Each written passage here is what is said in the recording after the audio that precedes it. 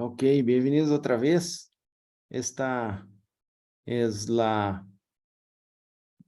clase de laboratório prático de DNSSEC. Hoy vamos configurar a Bind, um servidor Bind com DNSSEC. E estamos aí atentos para suas perguntas, participação e cedo a palavra a Nicolás para coordenar os trabalhos. Bem-vindo, Nico. Bienvenido. Hola Daniel, bienvenidos todos. ¿Qué tal? Bueno, hoy vamos, como decía Daniel, vamos a continuar con nuestro laboratorio. Hoy es la última sesión de esta secuencia de laboratorio, en la cual vamos a configurar Bind. Pero antes vamos un poquito para atrás. Si quieren, vamos a la anterior, en la cual vimos la configuración de Unbound y realizamos algunos tests. Les quiero hacer una pregunta y, bueno, aquellos que hayan podido completar el laboratorio, la configuración del laboratorio en las máquinas virtuales que tienen asignadas, si pueden levantar la mano, quienes pudieron completar la configuración de Unbound. Para levantar la mano, ahí tienen abajo, hay un botón de reacciones, pinchan ahí y desaparece una opción de levantar la mano y levantan la mano. José, muy bien. ¿Solo José?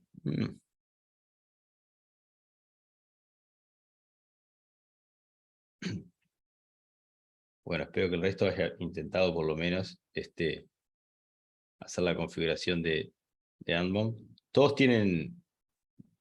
Muchas gracias, José, ya pueden bajar la mano. Hace otra pregunta. ¿Alguno no tiene acceso al laboratorio? ¿Todos tienen acceso al laboratorio? ¿Sí?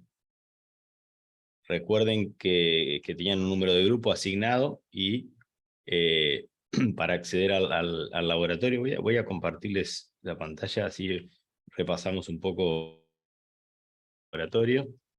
¿Sí? Para acceder al laboratorio tienen que ir a esta dirección, está aquí, se las voy a poner allí debajo.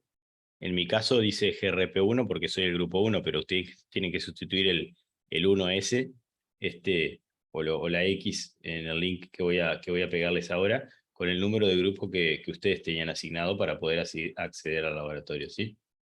Entonces, les voy a poner acá acceso al laboratorio y sustituyen la X ahí en esa URL que les pega ahí, sustituyen la X por el número de grupo de ustedes, y ahí les va a pedir un usuario y una contraseña, y se acuerdan que tenían un archivo con los usuarios y las contraseñas para poder acceder a la instancia de laboratorio que ustedes tenían asignada. Si quieren les paso el link por si no lo tienen al archivo de contraseñas. Un segundo que voy a copiar el link. Así tienen también mira, sí, el archivo, perdón, el archivo de contraseñas. Ahí está. A ver. Acá. Ese sería el link al archivo de contraseñas. Para aquellos que no lo tengan, lo pueden volver a descargar ahí y acceder a su instancia de laboratorio. Si se acuerdan, la vez pasada habíamos utilizado este servidor, el Resolve 2, ¿sí? Y hoy vamos a utilizar el Resolve 2 tenía preinstalado Unbound. El Resolve 1, que es el que vamos a utilizar hoy, tiene preinstalado Bind, ¿sí? Entonces, para acceder al Resolve 1, una vez que estamos acá en nuestra topología de red, simplemente pinchamos arriba de la máquina Resolve 1 y ahí accedemos al laboratorio, ¿sí? Luego, ejecutando el comando sudo su-, nos cambiamos al usuario administrador, al usuario root, ¿sí? Para tener control total sobre el sistema operativo y sobre la configuración del mismo, ¿sí? Del servidor.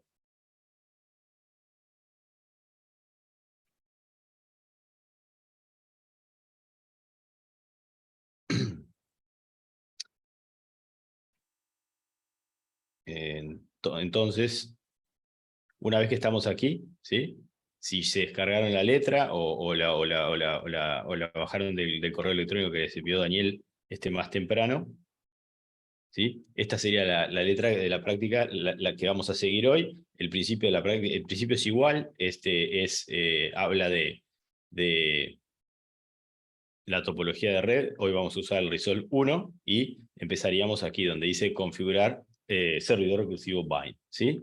Entonces, como dice acá la letra, para esto vamos a utilizar el servidor Resolve 1, ¿sí? Ya tiene preinstalado bind 9, ¿sí? De hecho, tiene preinstalada la última versión de bind 9. Bind 9 es un software para los que no están familiarizados con él. Bind es un software de servidor DNS, es un software para montar servidores DNS, y a diferencia de Unbound, Bind se puede utilizar como servidor recursivo, igual que Unbound. Unbound es solamente un software para servidor recursivo. Bind se puede utilizar tanto para servidor recursivo, al igual que Unbound, como para servidor autoritativo. Entonces, tiene algunos detalles en la configuración que son específicos de Bind, obviamente, porque, bueno, los vamos a ir viendo. Básicamente hay un comando en la configuración que hay que poner en el caso de que yo quiera utilizar Bind como servidor recursivo, ¿sí? Y no como servidor autoritativo. En el caso de Unbound yo no tengo que indicarle qué tipo de servidor va a ser, porque Unbound solamente se puede utilizar como servidor recursivo. ¿Ok? Daniel, si te parece, seguimos hacemos rápidamente la configuración del servidor Bind, explicamos, mostramos la configuración del servidor Bind, y para aquellos que quieran y que puedan irlo siguiendo y configurando, ustedes lo van haciendo en su máquina, en su servidor, y luego podemos hacer algunas pruebas, incluso algunas pruebas más de las que hicimos la vez pasada, tanto con el servidor Bind como con el servidor Unbound, que ya está configurado. ¿Te parece? Sí, Y muy bien. mostrar ahí algunas cosas de DNSSEC, las claves, la fecha de validez de las claves de las firmas digitales de DNSSEC, y alguna Ok. otra cosita. De repente podemos hacer también una prueba de qué pasa si tratamos de acceder, de hacer una consulta sobre un dominio que no valide DNSSEC, que genere un error intencional, digamos. Vamos a acceder a un sitio que está intencionalmente mal generada la firma digital, digamos, y vemos qué sucede cuando no valida, qué mensaje obtenemos cuando no el servidor recursivo hace la validación y la validación le da negativa. Entonces nos va a arrojar un mensaje de error. Vamos a ver qué tipo de mensaje de error nos arroja. Incluso podemos ver en el caso de Bind también cómo poner una excepción para que nuestro servidor recursivo no valide para un dominio específico y sí valide para el resto. Y bueno, algunas cositas más ahí, ¿sí? Pero primero lo Javier primero. pregunta, Nico, ¿cuál Sí, es el Javier, comando de instalación de Bind? si tenés tu propia máquina, tu propio sistema operativo Ubuntu, depende del sistema operativo. En el caso de Ubuntu Server, el comando lo voy a escribir acá en el chat, es apt install, ¿sí? Apt es el manejador de paquetes de Ubuntu, apt install bind 9, así nomás, ¿sí? Y eso debería instalar el servidor Bind. Déjame que es una buena pregunta. Voy a buscar porque hay algunas otras, en el caso de Bind hay algunas otras, algunas otras, algunos otros paquetes que se recomienda instalar junto con el servidor Bind. O sea, además de instalar el servidor, se recomienda instalar otras cosas. Entonces déjame, voy a copiar aquí. Tengo un documentito con la lista completa de paquetes. Entonces te voy a pegar el comando exacto para que instales todos los paquetes necesarios. O sea, deberías instalar el Bind 9 deberías instalar este otro paquete que se llama Bind9 Utils, ¿sí? Y si querés la documentación de Bind también, deberías instalar el paquete Bind9 Doc, y por último, hay un paquete que también es bueno instalarlo, que tiene unas utilidades de DNS, que como algunos chequeos avanzados de configuración, etcétera, que es un paquete que se llama DNS Utils. Entonces serían esos 4 paquetes: Bind9, Bind9 Utils, Bind9 Doc y DNS Utils. Te diré que con los 2 primeros es más que suficiente. Instalando Bind9 y Bind9 Utils ya es suficiente, ¿sí? Bind9 Utils trae algunas herramientas, como las herramientas para chequear la configuración y para reiniciar y tirar comandos al servidor. Trae otras herramientas para poder extraer logs del sistema operativo, etc. Logs referentes al sucediendo con el servidor DNS, ¿sí? Y tengan en cuenta otra cosa. Esto es un comentario para los que elijan, digamos, realizar la configuración en su propia máquina virtual o en su propio equipo, ¿sí? Si ustedes están utilizando, en el caso, ¿sí? Ubuntu tiene, cuando uno lo instala por defecto, muchas instalaciones levanta automáticamente un firewall, ¿sí? Entonces, ese firewall por defecto no deja pasar las consultas DNS, ¿sí? Por lo cual, ustedes deberían habilitarlo. Para habilitar el firewall, para permitir en el firewall las consultas DNS del servidor, primero, para saber si tienen el firewall funcionando, yo les voy a ejecutar el comando aquí, ¿sí? Para que lo vean. El UFW se llama el firewall de Ubuntu. UFW status me indica el...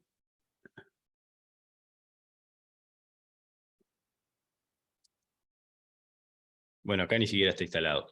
En esta máquina ni siquiera está instalado, pero lo pueden probar ustedes en la máquina de ustedes, ejecutar UFW status, y ahí les va a devolver, si tienen instalado el firewall y lo tienen habilitado, les va a decir si está habilitado o si está deshabilitado, porque puede estar instalado pero no habilitado. Si está deshabilitado, no hay problema, no necesitan hacer nada. Si llega a estar habilitado, tienen que ejecutar el comando UFW allow, o sea, permitir el puerto 53, ¿sí? Y eso, el comando es UFW allow 53, y ahí ya lo que hace es permite, le tira un comando al firewall y le configura una regla al firewall que va a permitir cualquier datagrama TCP o UDP entrante a la máquina de ustedes, entrante al servidor, que vaya dirigido al puerto, siempre que vaya dirigido al puerto 53. ¿Sí? Entonces ahí lo que hacen es habilitan al servidor para poder recibir consultas DNS, básicamente, ¿sí? Porque a veces uno configura todo, no le funciona, no funciona, o sea, funciona localmente, pero trato de hacer una consulta desde otra máquina diferente al servidor, de afuera, digamos, y no funciona, y uno chequea las reglas de los bloques de direcciones IP que puso y que permite, y está todo bien, y sigue sin andar, y se olvidó de que tiene habilitado un firewall, y que tiene un comando ahí que es necesario abrir el puerto 53 para poder hacer esas consultas DNS, ¿sí? ¿Ok? Así que nada, eso, si llegan a tener habilitado el firewall, con esa regla van a poder permitir las consultas DNS. ¿Ok? Daniel, no sé si se escucha bien. Sí. Bien. Perfecto, entonces... ahí Javier dice que justo le estaba sucediendo eso. Exacto, Javier. Si estás usando una instalación tuya de Ubuntu o de algún otro sistema operativo que tiene habilitado un firewall por defecto, tenés que poner esa regla de firewall. Entonces, probá el comando UFW allow 53 y ahí ya debería funcionar. Hay un comando que no me acuerdo si es UFW disable o algo así, que te deshabilita todo el firewall, pero bueno, eso no es una buena práctica, digamos. Si uno tiene el firewall habilitado, mejor. Lo que sí, asegúrense de abrir el puerto 53, ¿sí? Con ese comando genérico se abre tanto para TCP como para UDP, entonces no sería necesario hacer más nada a nivel de firewall, ¿sí? Perfecto. Muy bien. Entonces, a ver, vamos a empezar con la configuración, ¿sí? Entonces les decía, una vez que llegaron a la topología de red, abrimos el servidor Resolve 1, ¿sí? Y ejecutamos el comando para pasar a usuario, lo voy a escribir de nuevo en el chat, sudo su menos para pasar a usuario administrador. Una vez que somos usuario administrador, el bind, después que ejecutamos estos comandos que yo les puse acá en el chat de apt install bind 9, ¿sí? Por defecto, que es lo que está prehecho acá en estas máquinas, ¿sí? Lo que va a hacer el sistema operativo es instalar el paquete de bind 9 en el directorio correspondiente. El directorio por defecto de instalación es el /etc/bind, ¿sí? Entonces nos cambiamos a ese directorio con el comando cd /etc/bind, ahí se los puse en el chat, ¿sí? Y listamos el contenido del directorio, ¿sí? Con el comando ls-lart. El comando ls lista el contenido del directorio, ¿sí? Los modificadores estos LART, yo los pongo como automático, así, nunca hago un ls sin hacer el -lart. Lo que hace, si se fíjense la diferencia, si yo ejecuto el comando ls en Linux, me muestra todos los archivos que hay en el directorio, ¿sí? Pero esto no es muy agradable para leerlo. Entonces, si uno ejecuta el mismo comando ls con los modificadores LART, más ameno a la lectura, ¿sí? Fíjense que además me da más información, me aparecen toda la lista de archivos acá, ¿sí? ¿Se ve el puntero del mouse, Daniel? Sí, se ve. Ah, perfecto. Bien. Entonces me aparece la lista de archivos acá y también me aparece, bueno, los atributos de los permisos del archivo de Linux, quién es el usuario y el grupo que tiene asignado esos archivos, la fecha de creación del archivo, el tamaño del archivo, etcétera. ¿Sí? Entonces, básicamente para mí esta visualización es mucho más amena que esta otra, digamos, y me da más información. Entonces, por eso es que yo siempre ejecuto el comando como ls con los modificadores menos LART, ¿sí? Incluso hay otro modificador que es el LART y una H también. La H lo que hace es, fíjense la diferencia, la H es mejor todavía porque el tamaño de archivo, ¿sí? Me lo pone también, me lo formatea como más lindo para leerlo. Por ejemplo, acá en vez de ponerme 1317 me pone 1.3K. 1.3 kilobits el tamaño del archivo, ¿sí? Entonces eso también son temas simplemente de formatos, de cómo mostrar las cosas en pantalla para que sea más fácil la lectura y la interpretación de qué es lo que estoy viviendo, ¿tá? Pero bueno, este es el contenido, estos archivos son el contenido del directorio bind, ¿sí? Perdón que tenía el teléfono mal yo. Listo, ya está resuelto, se apagó el teléfono. Esto es el contenido del directorio bind. Estos son los archivos de configuración y otros archivos que vienen por defecto con la instalación de bind, ¿sí? Entonces vamos a hablar, antes de empezar la configuración, vamos a hablar un poquito de los archivos de configuración de bind. ¿Se acuerdan que en el caso de Unbound, como mostró Daniel, básicamente viene con un archivo de configuración principal, que es el unbound.conf, y yo realizo la configuración ahí. Si recuerdan o van a la letra del laboratorio pasado, al final hay un include de cualquier otro archivo de configuración. O sea, en realidad, tanto bind como unbound nos permiten dividir la configuración en diferentes archivos. Entonces, eso es para ordenar la configuración. Si yo tengo una configuración, la configuración que vamos a hacer nosotros hoy es una configuración bastante básica, funcional, totalmente funcional, pero bastante básica. Si uno empieza a agregarle cosas a la configuración, ya tener todo en un mismo archivo de configuración a veces se hace medio desprolijo, si se quiere. Entonces, para ordenar las cosas uno puede poner diferentes partes de la configuración en diferentes archivos y después tener un archivo de configuración principal que incluye todos los otros, como que llama a todos los otros. Entonces, en realidad, cuando se configura, cuando levanta el proceso del servidor DNS, en este caso, cuando levanta el proceso del servidor bind, el servidor bind va a leer todos esos archivos de configuración que están referenciados ahí y va a tomar la configuración completa de todos los archivos, ¿sí? Entonces, ¿cuáles son los archivos de configuración principales de bind? Bueno, los archivos de configuración principales de bind son el namedconf, este archivo que está acá, ¿sí? Con el comando more namedconf, yo voy a listar el contenido del named.conf, ¿sí? Y si se fijan, este archivo básicamente tiene estos comentarios, ¿sí? Viste que si se fijan acá dice, este es el archivo primario de configuración de Bind, ¿sí? Y solo tiene estas 3 líneas de configuración prehechas, digamos. Incluye los archivos de configuración named.conf options, que está acá, ¿sí? Incluye el named.conf local, que está acá, e incluye el named.conf default zone, que está por acá, ¿sí? O sea, en realidad, cuando vaya a cargar la configuración bind, va a cargar la configuración de este archivo named.conf. Pero como este archivo named.conf está en realidad referenciando otros 3, va a terminar cargando la configuración de los 3 archivos que están referenciados acá, ¿sí? De nuevo, esto es en el caso de que uno quiera dividir diferentes partes de la configuración en diferentes archivos, ¿sí? Si miramos el contenido de los otros archivos, por ejemplo, del named.conf options, ¿sí? Este es el contenido del archivo named.conf options y este es el archivo que básicamente vamos a trabajar hoy, ¿sí? Ahora lo vemos más en detalle y por último el contenido del archivo named.conf local, ¿sí? Que básicamente, si se fijan acá, no tiene nada, porque estos son todos comentarios.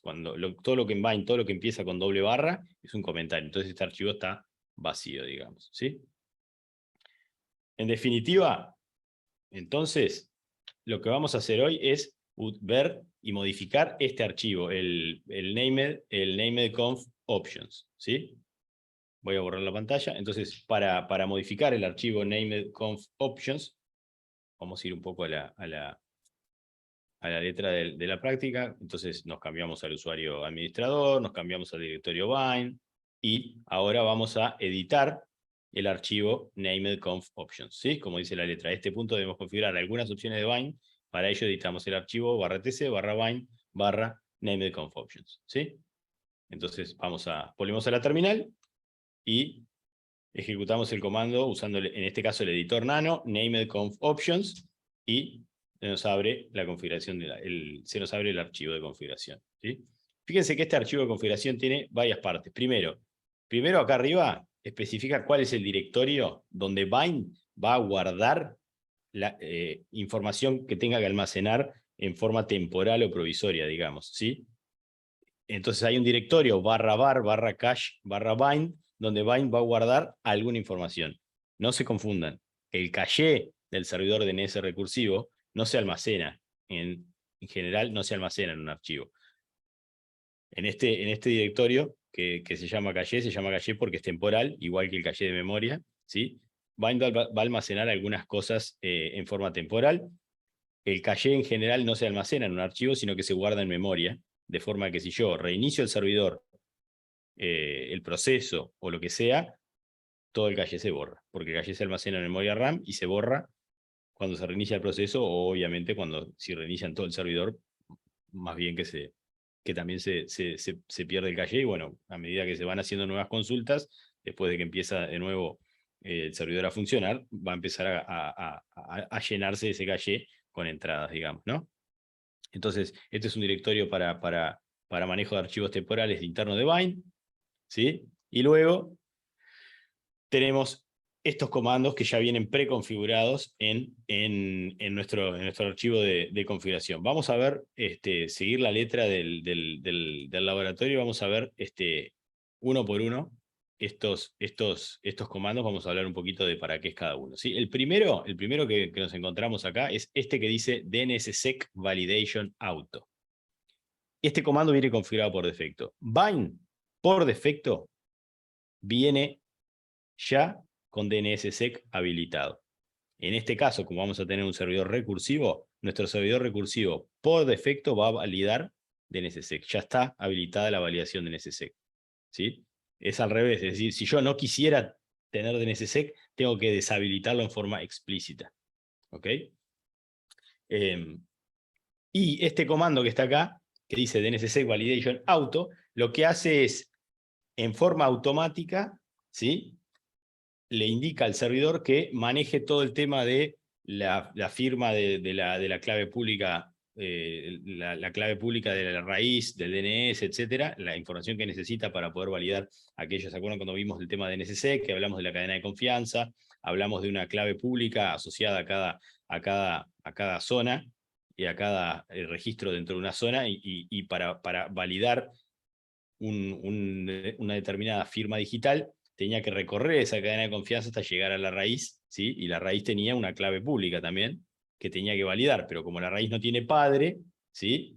La forma de hacerlo es, bueno, confiar en la clave pública de la raíz. Con este comando, lo que le estoy diciendo a DNSSEC es que él automáticamente maneje el tema de la clave pública de la raíz. Lo que va a hacer el DNS, cuando yo levanto el proceso de DNS, va a conectarse a algún servidor en particular y se va a descargar la clave pública de la raíz, la última versión de la clave pública de la raíz. Yo podría verificarlo a mano, sería lo correspondiente, que utilizar un comando que hay ahí que permite verificar, listar la clave pública y verificarla para asegurarse de que realmente es la clave pública de la raíz. Pero bueno, en definitiva, este comando que viene por defecto me evita que yo tenga que manualmente instalar o manejar las claves. Unbound hace lo mismo, por defecto Unbound también maneja en forma automática la clave pública de la raíz.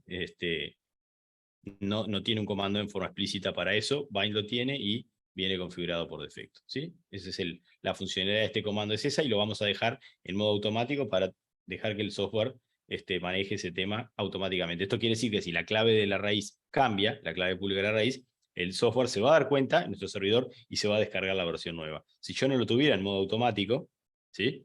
Tendría que, cada vez que cambia la clave pública de la raíz, descargarme la clave nueva e instalarle la clave nueva al servidor, ¿sí? Con esto me evito ese tema. Después, siguiendo la letra de la práctica, el siguiente comando que vamos a configurar, ¿sí? Yo acá lo voy a copiar estos dos comandos. No, voy a copiarlos de a uno. Voy a copiar este comando primero y lo vamos a ir pegando en la configuración y lo vamos a ir explicando, ¿sí? Entonces lo pegamos acá y voy a tabularlo para ordenar un poco la información. Este comando listen on, ¿sí? Lo que le dice a nuestro servidor bind es igual que como tenía unbound, es decir, yo le estoy indicando con este comando listen on cuáles son las interfaces de mi servidor a través de las cuales voy a escuchar consultas DNS, ¿sí? Si mi servidor tiene una sola interfaz, bueno, la respuesta es trivial, ahí debería estar mínimamente esa interfaz que tiene, la única que tiene el servidor. Porque si el servidor tiene 2, 3, 4, 5 interfaces y yo quisiera escuchar consultas, recibir consultas DNS a través de cualquiera de las interfaces que tiene, esta es la forma de indicárselo. Listen on, el número el puerto por el cual voy a escuchar, y entre corchetes esto, any con punto y coma, así como está tal cual acá. Este any lo que le está indicando al servidor es: si vos recibís consultas DNS por cualquier interfase que la recibas, atendelas, ¿sí? Si yo quisiera solamente utilizar una interfase para consultas DNS del servidor, lo que debería hacer es agarrar, fijarme cuál es la dirección IP versión 4 que tiene asignada esa interfaz, y en vez de poner any acá, poner la dirección IP y la máscara de esa interfaz. Si la interfaz fuera la 1.2.3.4 barra 24, yo debería poner acá, en vez de any, 1.2.3.4 barra 24. Y ahí solo va a escuchar en esa interfaz, ¿sí? Y puedo agregar tantas interfaces como quiera o poner any para utilizarlas todas. Eso depende de cómo uno planifique su servidor y cómo planifique brindarle el servicio de DNS. Y una aclaración es, esto del puerto 53 es el puerto por defecto y se puede no poner. Es decir, si yo pongo solamente listen on y esta parte, sin poner esto de port 53, igual funciona a través del puerto 53. Lo que me permite esto es poder modificar el puerto, pero de nuevo, el 53 es el puerto estándar para DNS. Tengan en cuenta que si lo modifican, difícilmente un cliente puede hacer consulta DNS, porque el cliente no va a tratar de hacer una consulta DNS a otro puerto que no sea el puerto estándar 53, ¿sí? Pero se puede cambiar. Para algunos casos particulares se podría modificar, ¿sí? Entonces, de nuevo, este comando le indica al servidor bind a través de cuáles interfaces va a escuchar consultas DNS IP versión 4. Lo mismo para IP versión 6. Tengo que decirle cuáles interfaces IP versión 6 voy a utilizar para recibir consultas el comando es listen on V6. Es exactamente el mismo formato, lo único que agrega esta partecita de V6. O sea, esto es para IPv4 sin nada, y para IPv6 es -V6. Esto es la misma funcionalidad que la anterior, pero para IPv6. Si quisiera poner una interfaz en particular, en vez de poner any, aquí debería poner la dirección IPv6 de la interfaz que quiero utilizar para escuchar consultas DNS. ¿Ok? Luego, el siguiente comando que vamos a ver es allow carry. Lo voy a copiar de aquí y lo voy a pegar en nuestra configuración. ¿Sí? Ahí está.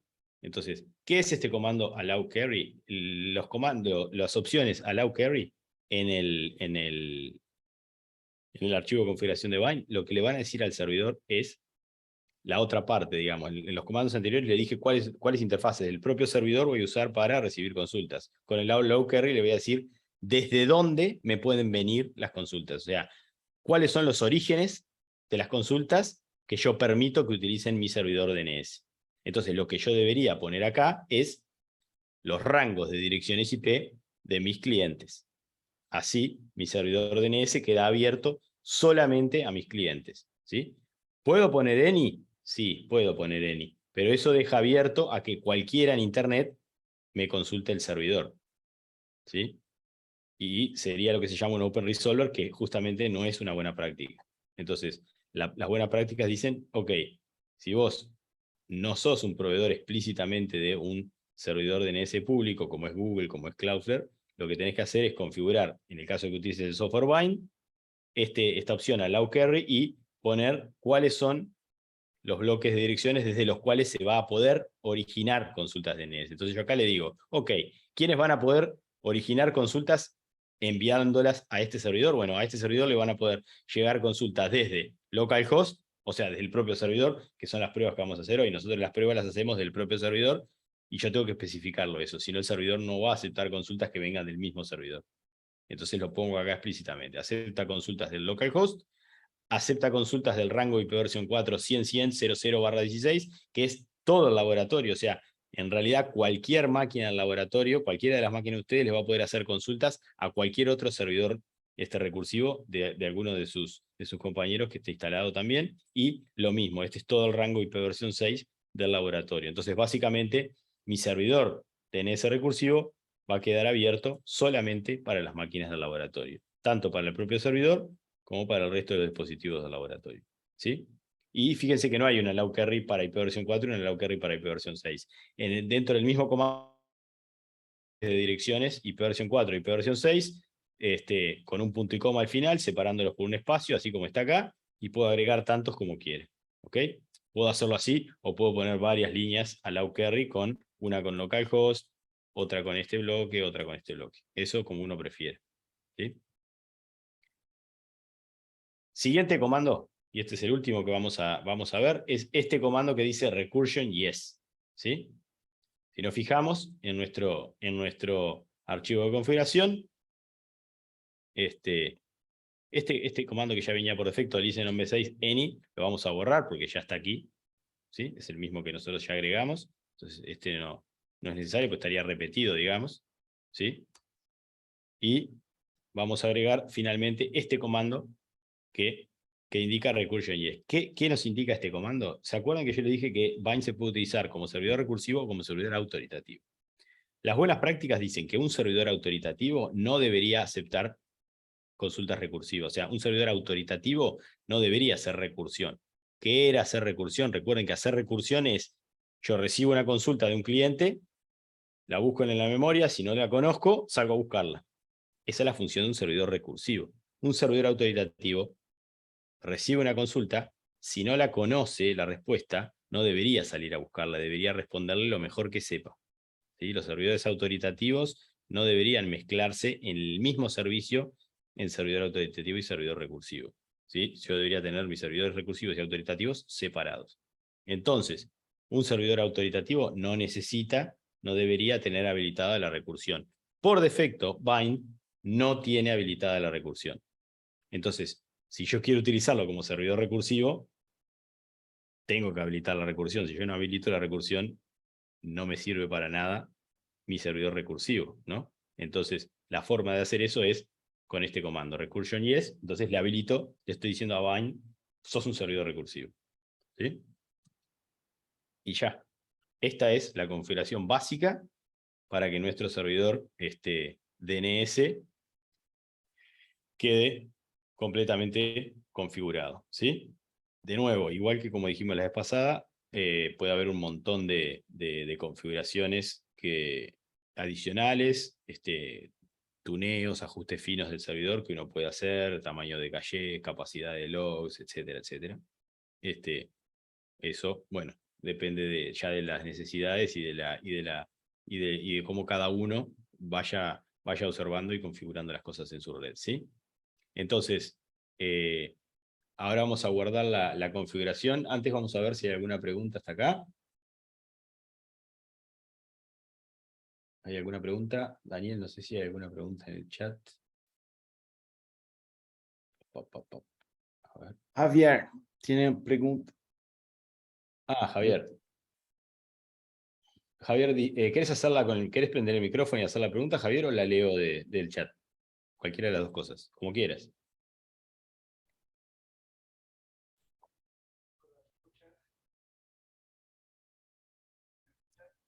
La leemos del chat. Entonces, Javier pregunta. ¿Me escuchas? Sí, te escucho, Javier, adelante. Verás, lo que ponía en el chat es porque yo tengo dos redes aquí, obviamente en diferentes ciudades, ¿sí? Tengo dos IPs públicas, por supuesto, por donde salen mis clientes. Eh, Al colocar un solo servidor en la matriz, por llamarlo así, tendría que agregar ahí la IP pública, directamente la IP pública de donde que son de la otra red para que puedan hacer las consultas a este servidor. Absolutamente correcto, y lo explicamos rápidamente. ¿Se está viendo? ¿Ves acá la pantalla de lo que estoy seleccionando, Sí, el Allow Query? sí. Perfecto, bien. Entonces, tú tenés dos sitios, en uno de los dos sitios o en otro lado vas a montar tu servidor recursivo y querés que lo puedan usar tanto unos como los otros, ¿verdad? O sea que todos tus clientes, no importa en cuál de esos sitios separados geográficamente se encuentren, puedan usar el mismo servidor, ¿correcto? Así es, Entonces, así es. lo que tú vas a hacer es, y esos sitios típicamente depende de qué sean, pero básicamente tenés dos opciones. O todos los clientes tienen cada uno una IP pública, o hay una sola IP pública, o dos, o tres, un rango de Una IP sola públicas, y IP después pública. una sola Una IP sola. pública, y después todos los clientes tienen direccionamiento privado y están atrás de un NAT. Exactamente. Perfecto. Entonces, lo que importa es, tal cual, exactamente como tú dijiste, lo que importa aquí es qué dirección IP ve tu servidor DNS. Tu servidor DNS, obviamente, como vos dijiste, va a ver la dirección IP pública. Entonces, lo que tú deberías poner acá es allow query. Te recomiendo poner localhost para poder hacer pruebas desde el mismo servidor. Luego pondrías acá la dirección IP versión 4 pública de uno de tus sitios. Luego ¿Ya? agregarías la dirección IP versión 4 pública del otro sitio. Y podrías, si tenés IP versión 6 en esos sitios, también agregarías la dirección IPv6 de uno y la dirección IPv6 del otro, ¿Ya? en este formato mismo, ¿sí? Sí. La dirección IP pública con la máscara, ¿no? Todo, la dirección que tenga, ¿sí? Con la máscara Sí. que corresponda, digamos. Ahora una cosa. Si es una dirección IP pública sola que ves, directamente le pones /32 acá y listo, ¿sí? Ahora te comento, yo tengo un túnel lógico entre los dos IP públicas, entre los dos RBs, ¿sí? Donde yo puedo acceder desde aquí, desde el principal, desde la ciudad principal, puedo acceder a la red allá, como que estuviera conectado a un computador allá. Podés acceder a la red, a los clientes con la dirección privada también, entonces. Exactamente, yo puedo, Bien, si o vos sea, yo querés, si tú tengo hecho querés, un túnel. claro, en ese caso, también, si querés hacerlo por prolijidad, podés poner una segunda línea, donde pongas el localhost, no lo necesitas repetir, obviamente, porque ya está acá. Yo, en tu caso, agregaría aquí, lo voy a hacer acá, para que veas nomás, yo aquí lo que haría sería agregar una segunda línea, ¿sí? Con, no sé, con los rangos privados, digamos, ¿no? No sé, el 10.0.0.0 capaz barra 8, el 192, 168.00 barra 16, bla, bla, bla, todo lo que quieras, ¿sí? Y con el mismo formato que arriba. ¿Me explico? Entonces, acá Ya. tenés toda la parte pública y el localhost, y acá tenés toda la parte privada. Entonces, ya sea que al servidor le lleguen por adentro del túnel, en cuyo caso el servidor va a ver alguna dirección IP de alguno de estos rangos, o por afuera del túnel, en cuyo caso va a ver la dirección pública IPv4 o pública IPv6, va a funcionar y va a contestar. Si tú no pones esto, lo que venga por adentro del túnel con direccionamiento, con dirección IP origen privada, no va a poder usar el servidor porque no va a cumplir con esta regla, ¿no? Entonces, necesariamente tenés que poner las dos reglas para permitir tanto el direccionamiento privado, que es el que ve por las consultas que llegan por adentro del túnel, como el direccionamiento público en el caso de que reciba algo de alguien que no tiene VPN, digamos. ¿Sí? Claro. Sí, Entonces, sí. esa sería la configuración. Y luego, esto lo puedes dejar igual, o sea, podés hacer que tu servidor escuche en todas las interfaces y listo, ya está. Con esta configuración, adaptando las direcciones a tu esquema de direccionamiento, ya estaría, digamos. ¿Sí? Estaría listo.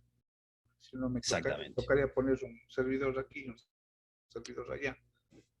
No necesitas poner un servidor en cada lado, podés poner un solo servidor DNS en cualquiera de los dos sitios o en un sitio, en un tercer sitio, y que todos utilicen el mismo, digamos.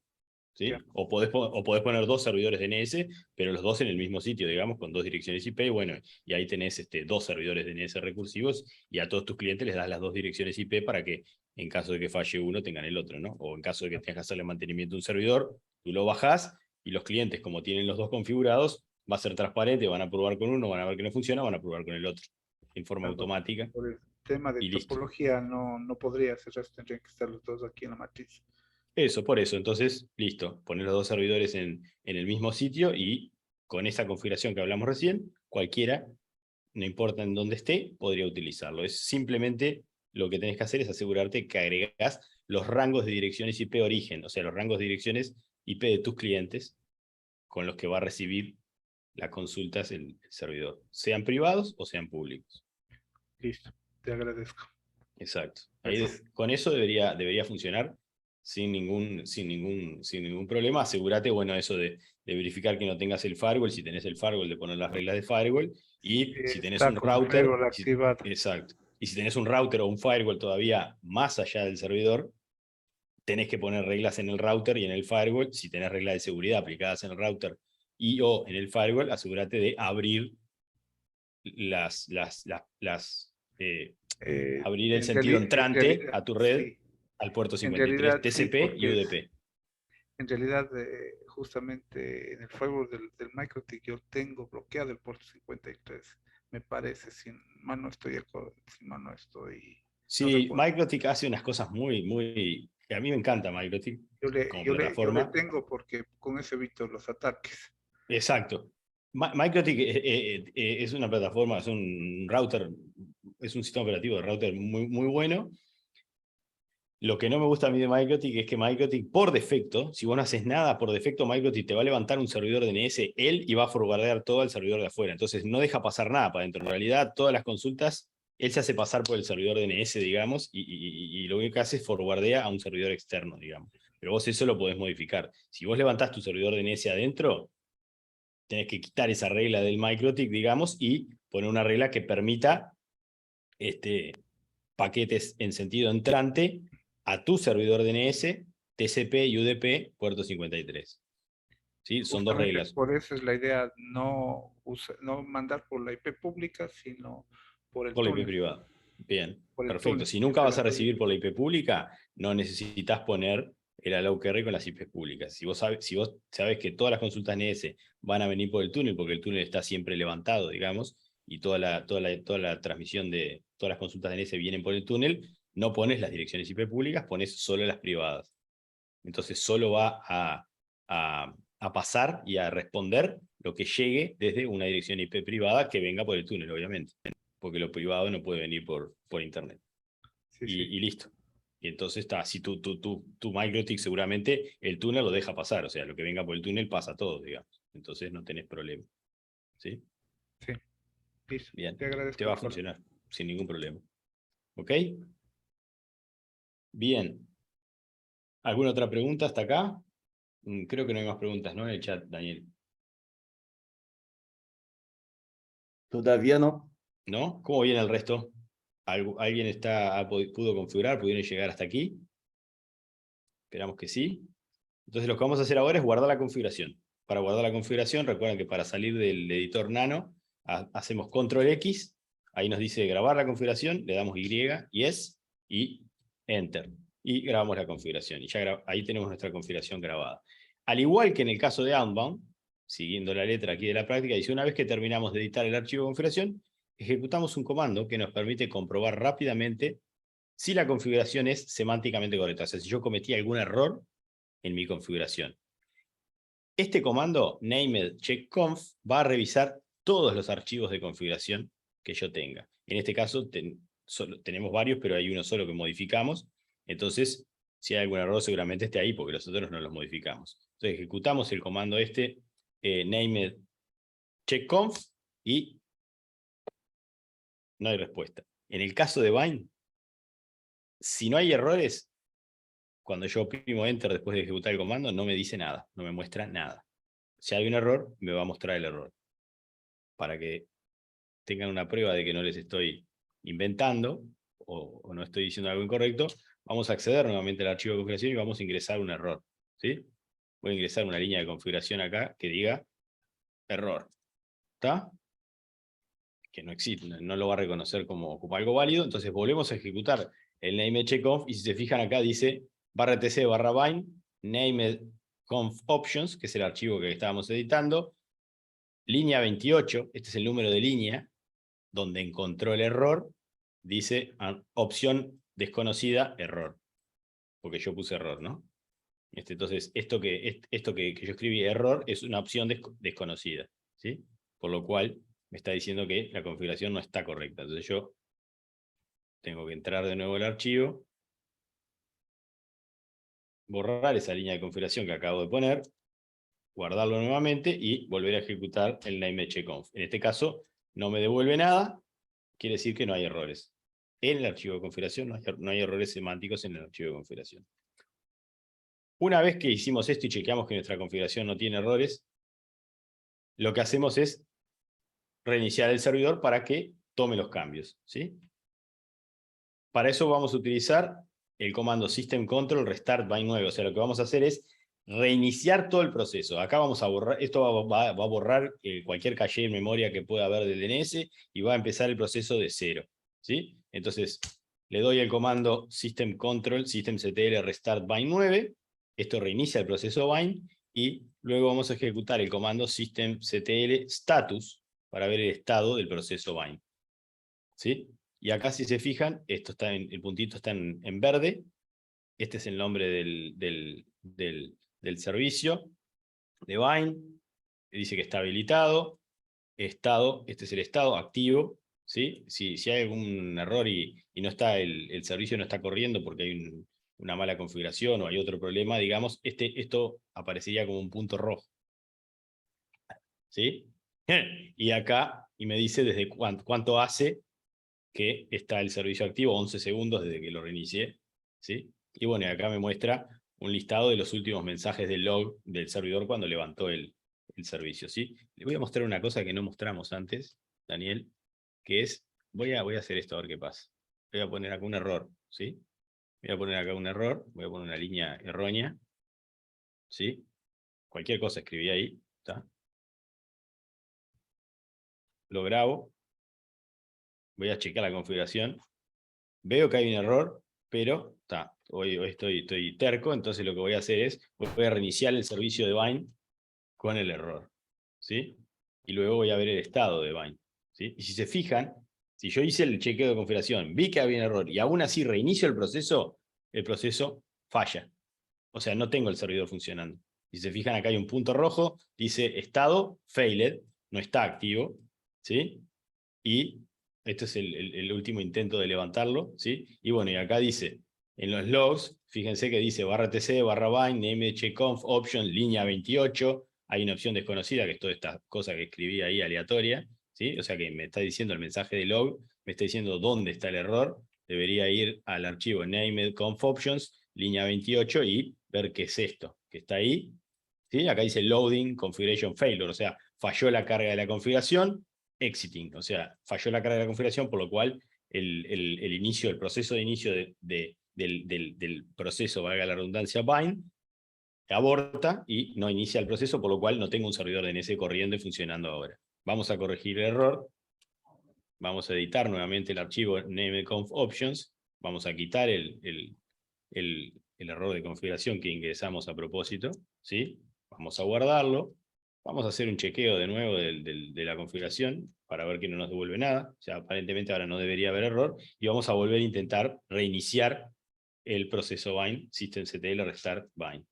Y ahora vamos a ver de nuevo el estado, a ver si realmente ahora funciona. Y ahora, otra vez, tenemos nuestro servicio activo sin ningún error.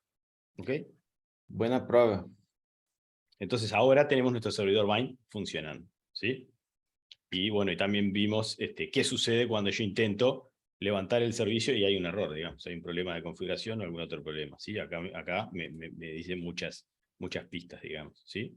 Aquellos que tengan conocimiento de Linux, todo esto que me muestra acá, también bind lo vuelca por defecto a un archivo de log del sistema operativo que es el /log /syslog, ¿sí? Entonces si yo hago esto es medio avanzado de Linux, para los que no tengan experiencia, para los que tengan experiencia es cosa de todos los días, pero bueno, hay una forma de visualizar las últimas líneas de configuración de un archivo que es con el comando tail-f /log /syslog, que es donde se guarda todo el archivo de log de todos los procesos del sistema que loguean ahí, y si yo miro las últimas líneas del archivo del syslog, coinciden con las líneas que me está mostrando el proceso de bind, porque yo en realidad lo último que hice en este sistema operativo fue iniciar el bind, digamos, ¿sí?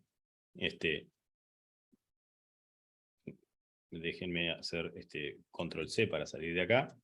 Si yo, en vez de hacer tail-f, hago more del archivo syslog, esto va a ser, no hagan esto en casa, es enorme el archivo syslog. Si se fijan, estas son las últimas líneas de logueo, que fueron cuando levantó satisfactoriamente el servidor y quedó funcionando. Pero si vamos hacia atrás, en algún momento vamos a encontrar el error que apareció cuando traté de levantar el servidor. En algún momento debería aparecer el error. Habría que no, acá no lo voy a encontrar, pero hay demasiada información. Habría que buscar dónde está el error, ¿sí? Pero bueno, recuerden que hice un intento anterior de levantar el servidor y no satisfactorio. Entonces uno podría buscar ahí a ver.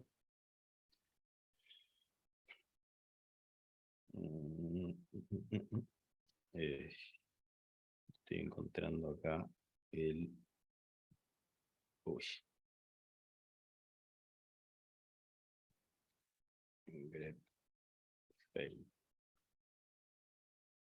Ahí está.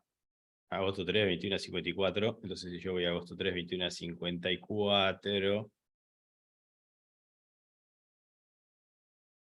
Debería encontrar el momento en el cual intenté levantar el servidor y falló.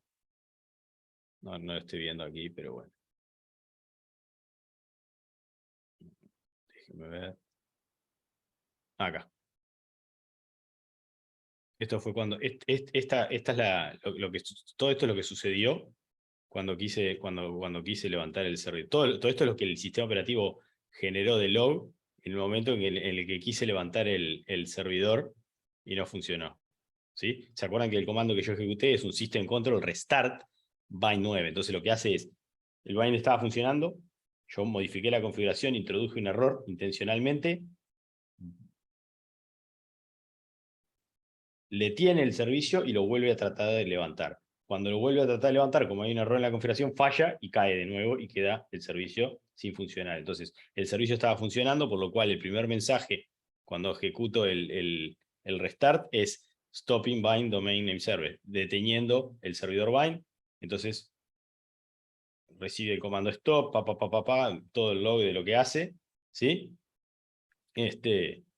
Luego, acá está detenido, acá lo detiene, stopped, ¿sí? Y acá vuelve a levantarlo, porque es un restart, entonces lo baja y lo vuelve a levantar. Acá lo terminó de bajar, y acá empieza a intentar levantar nuevamente el servicio. Empieza a loguear todo lo que va pasando, y en determinado momento, ¿sí? Encuentra el error, esto que yo había escrito en la línea 28 de la configuración, y todo este proceso de levantarlo falla, error fatal, cae el proceso y acá me dice que el resultado es un código de exit, y con lo cual el servidor queda inactivo, ¿sí?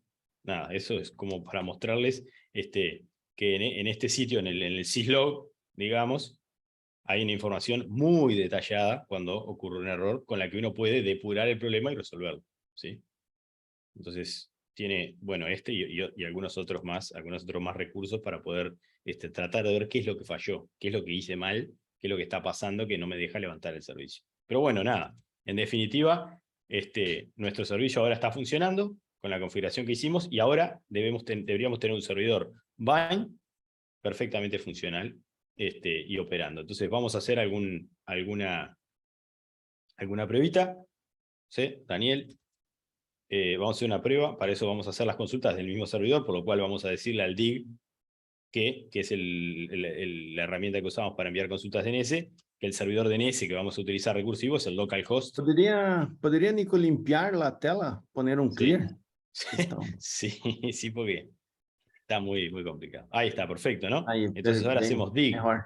localhost, que es el servidor DNS que acabamos de instalar, ¿sí? Vamos a utilizar el servidor localmente instalado y vamos a hacer una consulta DNS.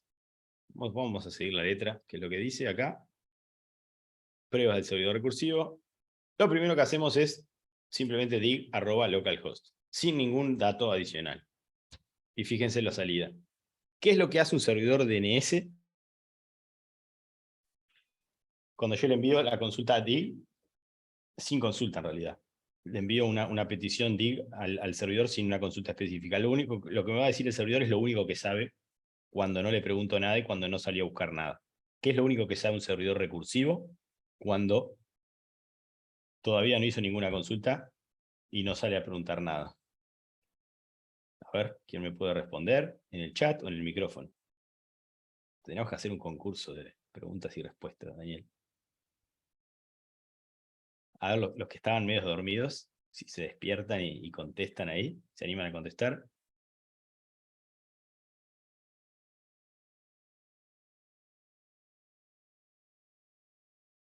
¿Qué es la única información que tiene un servidor recursivo cuando recién se inicia? Chan.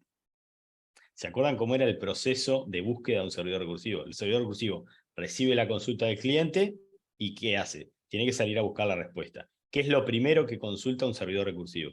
Cuando no sabe nada sobre la pregunta que le hicieron. Cuando no conoce la respuesta. ¿Qué es lo primero que hace en esa secuencia de búsqueda? ¿Cuál es el primer servidor autoritativo que consulta un servidor recursivo? A ver si alguien se acuerda. ¿Están ahí? No sé si están ahí o estoy hablando para... ¿Se me escucha lo que digo? Estoy en mute, Daniel. Se escucha. Se escucha. Bueno, nadie se acuerda. Bueno, no importa, lo vamos a repasar.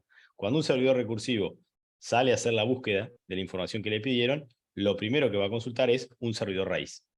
Entonces, la lista de los servidores raíz ya viene con el software del servidor recursivo, porque el servidor recursivo sí o sí tiene que conocer las direcciones IP de los servidores raíz, porque no puede salir a buscar, hacer una consulta DNS para ver cuáles son los servidores raíz, porque estaría en el problema del huevo y la gallina, digamos, ¿no? Entonces el servidor recursivo, lo único que sabe, cuando yo reinicio el proceso, es cuáles son las direcciones IP de los servidores raíz. Y si yo le tiro una consulta a mi servidor recursivo sin ninguna especificación, lo que va a hacer el servidor recursivo es responderme con eso, con la lista de direcciones IP del servidor de raíz. Entonces, en la sección de respuesta, justamente, esta es la lista de los nombres de los servidores raíz que van de la A a la K, L, a la L, digo, de la K de la A a la L, A, B, C, D, F, G, H, I, J, K, L, ¿sí? Los 13 servidores raíz, ¿sí? Y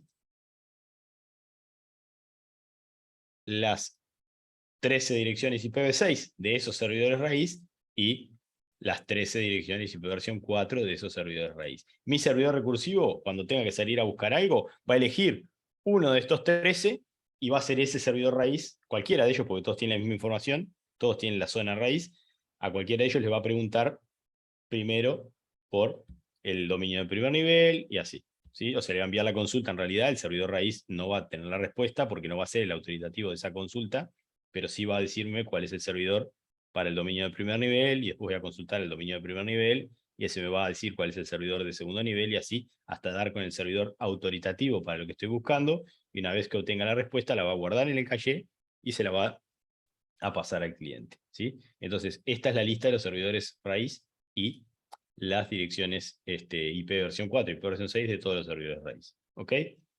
Y fíjense que el tiempo de consulta es 0 milisegundos, porque esta información ya la tiene en memoria el servidor recursivo, no tiene que salir a buscarla.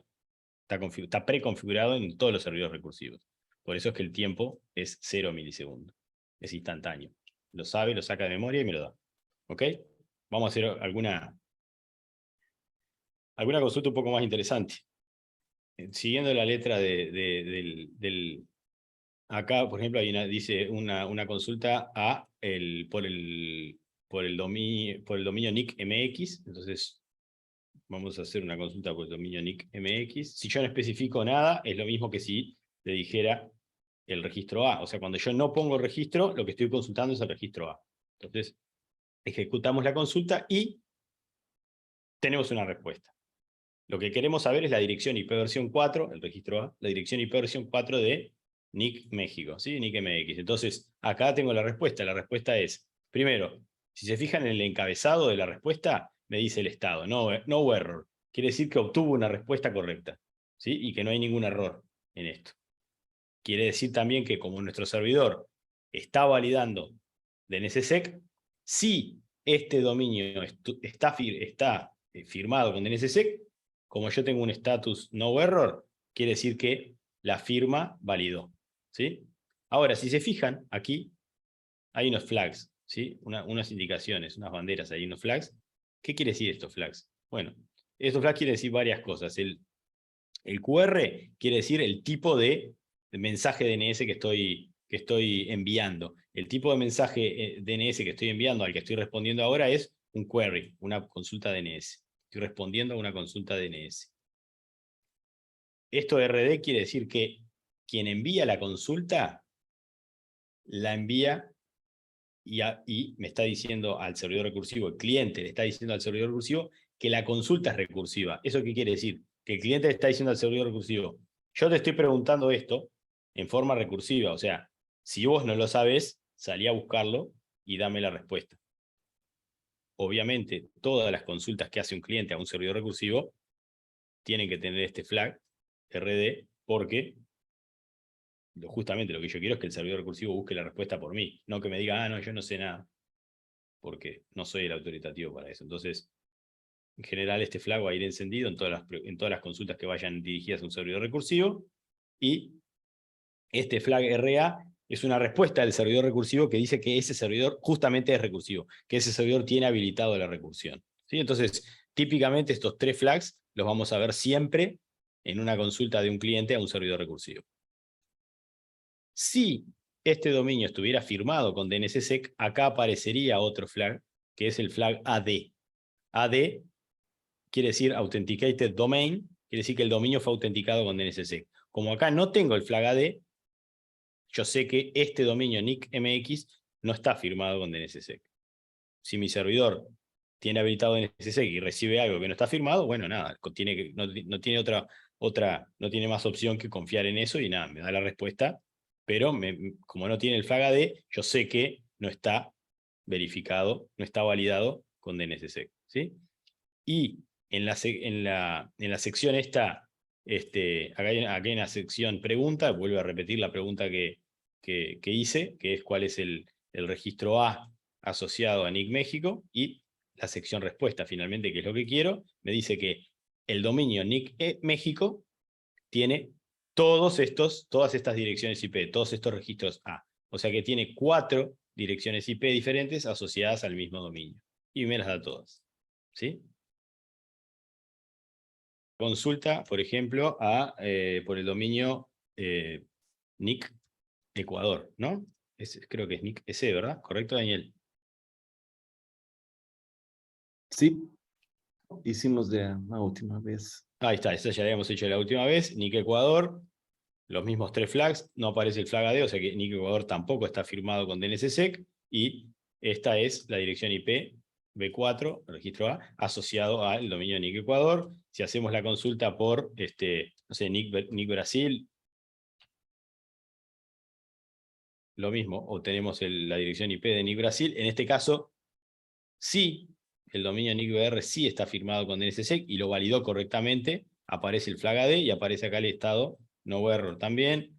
Lo mismo si hacemos la consulta por icann.org, que es otro que yo sé que está firmado, acá aparece el flag AD, no error, y la dirección IP versión 4 asociada al dominio icann.org. Y así podremos seguir haciendo consultas DNS, ¿sí? Y viendo la salida que tiene. Si yo quisiera, por ejemplo, para el caso de NICBR, ver la información de DNSSEC de NICBR, puedo ejecutar el mismo comando, pero con la opción más DNSSEC, y acá le ponemos otro más multi. Este más DNSSEC nos va a mostrar la información asociada a DNSSEC.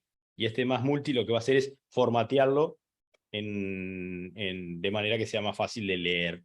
Simplemente el más multi es a los efectos cosméticos de cómo visualizo la información que me devuelve el bind. Y si se fijan acá, el bind sí, en este caso.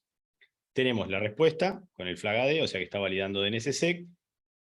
Esta es la dirección IP asociada a NICBR, que es lo que estaba consultando, y nos muestra, porque yo se lo pedí con el más DNSSEC, nos muestra información referente a DNSSEC. ¿Qué es esto que nos está mostrando acá? Bueno, este es el registro RRSIG asociado al registro A. O sea, este es el registro RRSIG asociado a la dirección IP versión 4 de NICBR. ¿Qué era el registro RRSIG? Era la firma electrónica de esto de acá. O sea, la firma electrónica de la dirección IP asociada a NICBR es lo que me muestra acá, que es lo que me está enviando, es la información de DNSSEC que me está llegando al servidor autoritativo de NICBR. Si se fijan, esta firma electrónica, en realidad la firma electrónica es esto de acá abajo, ¿sí? Este es el dominio al que le corresponde esta firma electrónica, ¿sí?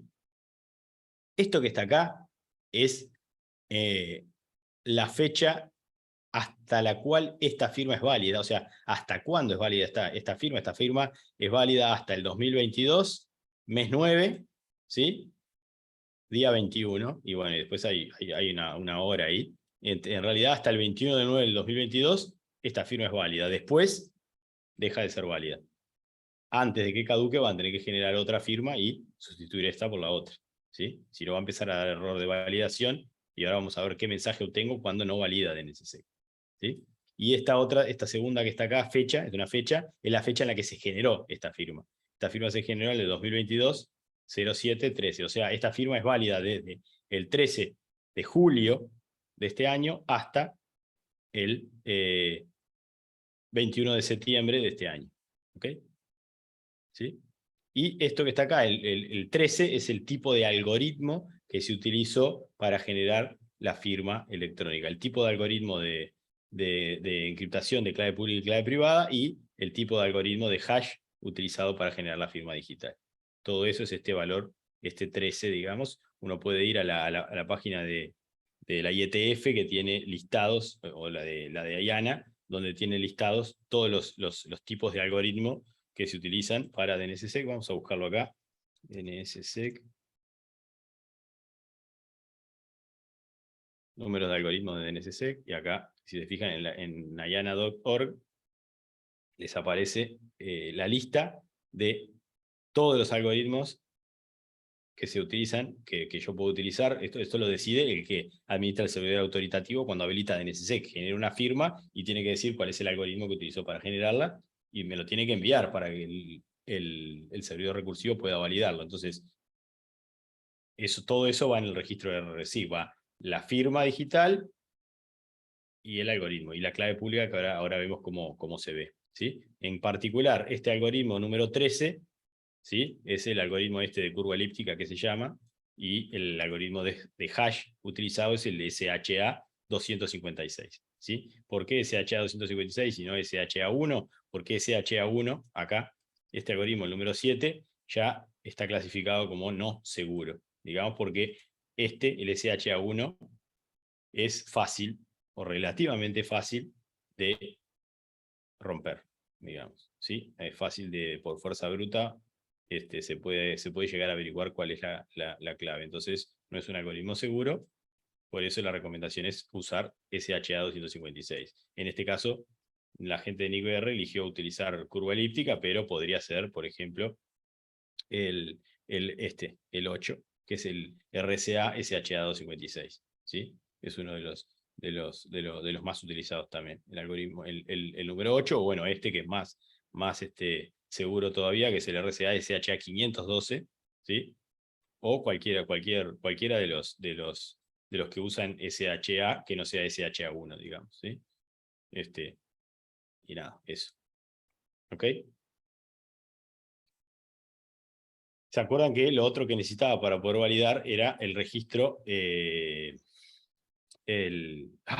DNS key, que es la clave pública asociado al registro? Para pedir eso, lo que tengo que hacer es hacer la consulta especificando que lo que quiero es que me envíen, que lo que quiero visualizar es cuál es la clave pública que está guardada en el registro DNS key asociado al dominio NICVR.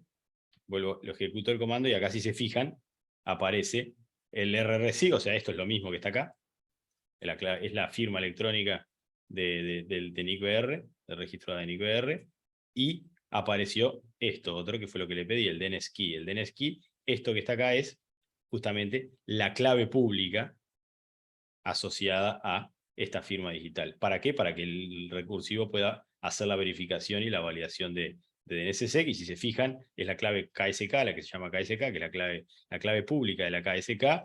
Este es el tipo de algoritmo utilizado, es el número 13, que es el mismo, curva elíptica, que ya lo vimos en la página web, este mismo, SHA curve, SHA, el 13, de acá, ¿sí? 256, SHA 256, curva elíptica, lo mismo que dice acá, ¿sí? Y está un identificador de clave, etc. ¿Sí?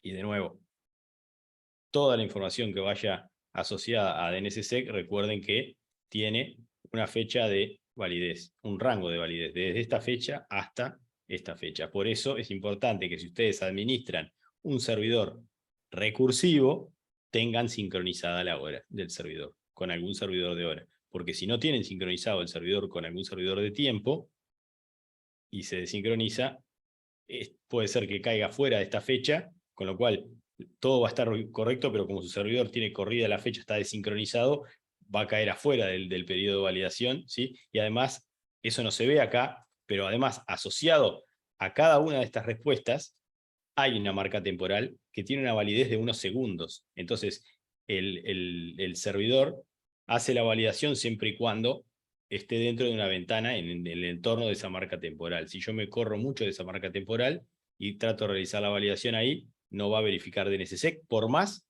de que todo esto esté bien. Entonces el servidor tiene que estar sincronizado. Para verificar, en este caso, este servidor que nosotros les brindamos a ustedes, está usando el proceso time date control, timedate STL, que es el time date control, es un proceso que corre en Ubuntu, que básicamente se sincroniza con unos servidores de tiempo, justamente de unos servidores de tiempo públicos que hay en internet. Si yo lo ejecuto acá, si se fijan, dice hora local, esto está en GMT, en UTC, digamos, y fíjense que son las 22:19:21, que coincide exactamente con la hora que es en este momento, digamos. O sea que este servidor está sincronizado con un servidor de tiempo. Eso es importantísimo, que un servidor recursivo, sobre todo si hace validación de NSSEC, esté sincronizado con un servidor de tiempo. ¿Sí? Bien. Sigamos con las pruebas que nos proponen acá. Vamos a ver un poquito más sobre el tema de NSSEC, ¿sí? Para ver, hay una prueba muy interesante que se puede hacer, que es, ¿qué pasa cuando yo consulto algo y me llega un error, no valida de NSSEC?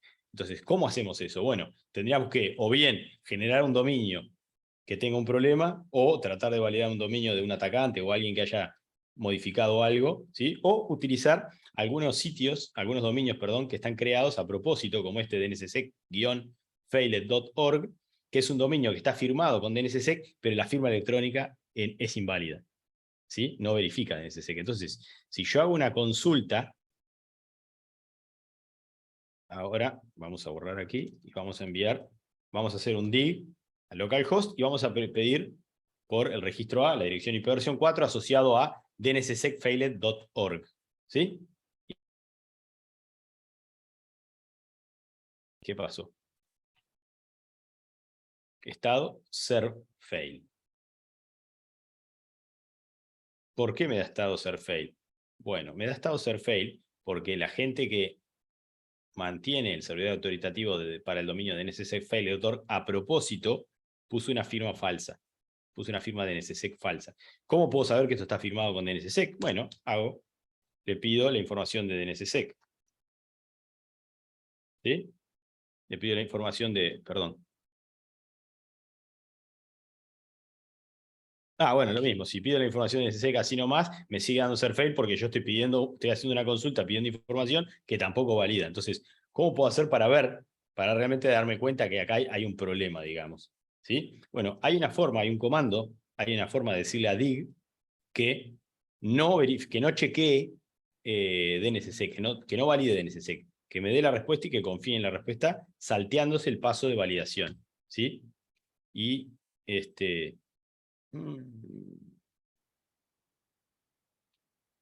no me acuerdo cuál es el... A ver. Voy a utilizar la ayuda dig-h, me da toda la lista de posibles opciones de DNSSEC, porque no me acuerdo ahora del comando cdflag. Este es el comando para deshabilitar el chequeo del flag de verificación de DNSSEC, ¿sí? Entonces, vamos a hacer la consulta esta.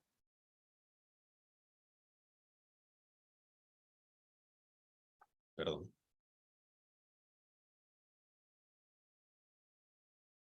Un segundo.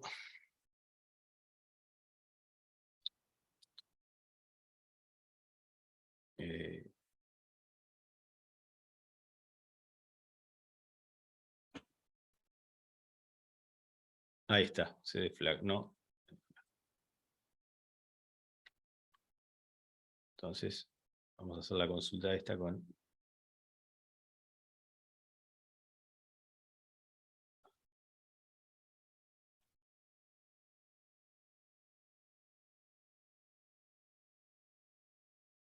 Ahí va. Voy a limpiar la pantalla y la voy a hacer de nuevo para que la vean limpio, ¿sí? Vamos a enviar la consulta, ¿sí? Lo único que le estoy agregando ahora es este modificador más cdflag, que lo que le va a decir es que no verifique el flag, en este caso el flag AD, ¿sí? Ningún flag, pero en este caso el flag AD, digamos, que no lo verifique. O sea, cuando le digo que no verifique el flag AD, es que no verifique firma digital, que no verifique DNSSEC. Si viene firmado, igual que haga de cuenta que no está firmado y me dé la respuesta. Entonces, si yo envío la misma consulta por la cual estaba obteniendo ser fail, estaba obteniendo un error, con esta opción de no verificar DNSSEC, ahora si se fijan, el estado es no error. Y me está mostrando la respuesta. Y me está dando la información de DNSSEC. ¿Sí? Eso quiere decir que el problema viene del lado de DNSSEC. Hay algo mal con la firma, digamos. Si miramos acá la fecha de validez, es válido desde el 1/8/2022 hasta el 18/8/2022, o sea que estoy dentro del periodo de validez. Lo que está sucediendo es que seguramente esta firma es falsa. Está generada a propósito una firma falsa que no coincide con la validación de esta información, del registro A asociado a DNSSEC failed author, por lo cual, si yo vuelvo a hacer la consulta diciéndole que, quitándole eso, o sea, pidiéndole que valide DNSSEC, ¿sí? Me da error. Como no valida DNSSEC, si se fijan acá, no obtengo respuesta, ¿sí? Que es lo lógico, porque si no valida quiere decir que hay algo mal con el dominio, que está falsificado o algo. Entonces, el servidor DNS no debería devolverme. Si me devuelve la información, yo voy a terminar accediendo a un dominio falsificado, o sea, cayendo en la trampa de algún atacante. ¿Se entiende? ¿Sí? Entonces, de esa manera, vemos cuál es el tipo de mensaje que aparece cuando hay un error de validación. El estado es serve fail, ¿sí? Y utilizando este modificador cdflag, ¿sí? Yo puedo agarrar y ver que esto está firmado, puedo ver si está dentro de la fecha de validez, y bueno, en realidad acá tendría que seguir investigando, tendría que obtener el registro DNS key, ¿sí? Y ver si, perdón, tengo que ponerle el que no valide cdflag, para que no valide DNSSEC. Y bueno, acá tengo el DNS key. Y tendría que verificar también si las fechas estas de validez están bien, que aparentemente está todo dentro del rango de validez, ¿sí? Podría chequear también el registro DS, a ver si está todo bien, para tratar de ver dónde puede estar el problema, digamos, ¿sí? También está dentro del periodo de validez el registro DS, o sea que el problema acá casi seguro es, como les decía, que la firma está falsificada. Está falsificada la firma, por lo cual no valida DNSSEC. ¿Sí? Bien. No sé si hay alguna pregunta hasta acá, Daniel. No, creo que ya Entonces, estamos lo bien. Solo último, puso un comandito para medir los tiempos de respuesta al servidor raíz que está ahí en el chat. eso está bueno, te encanta ese comando, Daniel. Este es una especie de script que está todo contenido en un comando. Entonces, si copian y pegan ese comando en la línea de comando nomás de su Linux, le dan Enter. Que dijimos que hay una lista de 13 servidores raíz. Lo que hace esto es hace una consulta a DNS a los 13 servidores raíz, se fija el tiempo de demora de la respuesta, ¿sí? Y me lista, lo ordena y me los lista de acuerdo al tiempo de demora de la respuesta. Entonces acá, si se fija el servidor A, el D, el E, el J, el L, el C, o sea, todos estos primeros que aparecen acá, estos servidores A, D, E, J y L, tienen 0 milisegundos. O sea, seguramente estos servidores, a ver, este servidor que estoy utilizando yo, que están utilizando ustedes, está corriendo en la nube de Amazon. Seguramente Amazon tenga dentro de la nube una copia de los servidores raíz y por eso 0 milisegundos, porque los tiene dentro del mismo data center, hay copia de todos estos servidores raíz. Después, estos otros que tienen 3 milisegundos, seguramente estén también adentro del data center, pero más lejos en términos de red, digamos, más distantes, y finalmente el B, el G, el K y el M, seguramente, y bueno, tiene que salir y hacer la consulta y demora un poquitito más. Entonces, de esta manera, si esto lo ejecutan ustedes, pueden ver cuánto tiempo, qué latencia tienen ustedes hacia los servidores raíz, digamos. Yo lo puedo ejecutar acá en mi máquina. Esto lo pueden ejecutar en una Mac, también en cualquier tipo de máquina que tenga un sistema operativo más o menos basado en un Linux. Ah. Denme un segundo que tengo que cambiar el usuario administrador porque no me deja mi sistema operativo ejecutar cualquier cosa, digamos. Se protege. Bueno, no me está dando la respuesta, pero nada, lo pueden ejecutar. Acá sí, acá me dio la respuesta. ¿Sí? Les voy a pegar en el chat cómo ve mi máquina, mi laptop acá en casa, cómo ve a los servidores a los servidores raíz, ¿sí? Un momento. Ahí está. ¿Sí? Si se fijan, no, acá tengo yo, en realidad, acá en Uruguay hay copias de los servidores F, I y L, por lo cual tienen tiempos de 8, 9 y 10 milisegundos. Después el K, también hay una copia del K, y después el J, hay una copia que está en Argentina y en Brasil también. Seguramente el J, el D, el E y el B están accediendo a alguna de esas copias que están en Argentina o en Brasil. Después, bueno, el B capaz que no, pero definitivamente el C, el G, el M, el H y el A son copias que están en Estados Unidos, ¿sí? Entonces, por eso la latencia a cada uno de los servidores, ¿sí? Básicamente, el que tiene mejor tiempo de respuesta, para mí, desde acá es el F, ¿sí? Y bueno, pueden probar ese comando desde su casa y ver a ver qué tiempos obtienen, digamos, de latencia a los servidores raíz, ¿sí? De ahí la importancia de mantener copias de servidores raíz locales, ¿sí? Y bueno, nada. Lo último que hay acá en la letra del laboratorio es este comandito, que me permite a ingresar una excepción. ¿Se acuerdan que si volvemos a ejecutar el dig para el dominio dnssecfailed.org, se acuerdan que como esto tiene una firma falsificada, digamos, a propósito, el estado es ser fail, o sea, no tengo respuesta, porque no valida dnssec. ¿Qué pasa si esto no es la dirección esta de prueba, sino que es la dirección de alguna empresa, y empiezo a recibir reclamos de mis clientes, y mis clientes me dicen, mirá, hasta ayer podía acceder y hoy no puedo acceder más a tal dominio, ¿qué está pasando? Y uno averigua, pone en contacto con el administrador de ese dominio, y resulta que el administrador se da cuenta que tiene una orden y dice, mirá, sí, el problema es que estamos teniendo un problema con la firma de NSSEC y nos va a llevar un rato, un día nos va a llevar un rato resolverlo. Entonces uno puede agarrar y para ese dominio, y solo para ese dominio, ingresar una que no valide DNSSEC solo para ese dominio. O sea, todas las consultas por ese dominio específico no van a ser validadas con DNSSEC, entonces sí van a tener respuesta a mis clientes. Por supuesto que antes de hacer la excepción tengo que asegurarme de que el dominio está funcionando correctamente y que no se trata de un atacante que cometió un ataque en forma satisfactoria, ¿no? Pero si yo hice todas esas verificaciones con el administrador del dominio y quiero ingresar una excepción, puedo utilizar este comando rndc NTA. NTA quiere decir Negative Trust Anchor. Esto quiere decir, básicamente, rndc NTA es un comando para ingresar una excepción a DNSSEC. Y luego le especifico cuál es el dominio que quiero exceptuar de la validación.